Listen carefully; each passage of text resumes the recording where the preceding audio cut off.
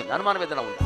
ఇవాళ సైబర్ నేరాలు బాగా జరుగుతున్న రోజుల్లో ఫేస్బుక్లో ఫ్రెండ్షిప్లకు కానీ ఇతరత్ర ఇన్స్టాగ్రామ్లో చూసి పుట్టే లైకులకు కానీ స్పందించకుండా ఉంటే మీ జీవితాలు బాగుంటాయి. దేనికి స్పందించకండి. అసలు ఎవడు కొట్టే లైకుల మీద మనం ఆధారపడి వావ్ అంటున్నామంటే మనకి చావు ఖాయం. ఇక్కడ మన ఫోటో ఏదో దిక్కుమాలిన ఫోటో కూడా అక్కడ పెట్టగానే వాడు ఎవరో కొట్టగానే వావ్ అన్నాం. ఎందుకంటే 100 మంది లైక్ కొట్టారట. ఏమిటా లైక్ అయ్యా వాడు కొట్ట 100 మందిలో ఎవడైనా ఒకడు యాదవ్ మోహన్ నువ్వు అని కొట్టాడు అనుకో, వాడు ఎవడో ఎంక్వైరీ చేయాలి ఇప్పుడు వెంటనే. ఎంత బాధో, ఈ 99 మంది ఇష్టపడింది పోయింది, వాడెవడో ఇష్టపడాల. అంటే 99 మంది ఇష్టపడినా కూడా నీ మీద నీకు నమ్మకం లేదా?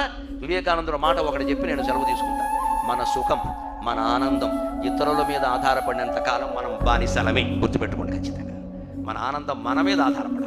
మన మాట బాగుందో లేదో, మన రూపం బాగుందో లేదో, మన విద్య బాగుందో లేదో, మన తెలివితేటలు బాగున్నాయో మనకి తెలుసు. ఇంకోటి సర్టిఫికెట్ అవసరం లేదు ఇక్కడ.